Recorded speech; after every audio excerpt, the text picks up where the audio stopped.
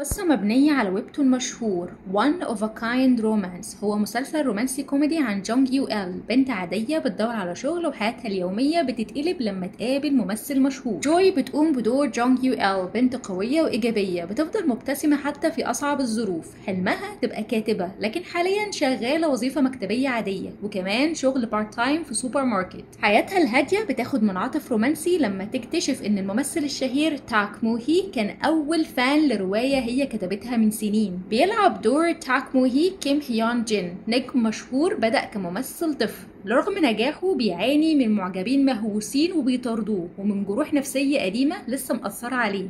ومع تقرب يو إل وموهي من بعض، قصة حب غير متوقعة بتبدأ، مبنية على مشاعر مشتركة ودعم متبادل وشفا.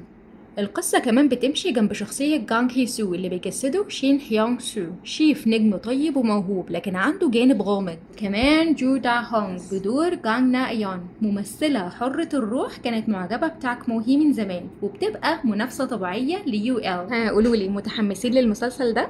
استنوا تحديثات اكتر قريب. لو بتحبوا المحتوى المميز ما تنسوش تشتركوا في القناة وتفعلوا الجرس وتبقوا عارفين ان دعمكم بيفرق جدا معانا. اشوفكم على خير، باي.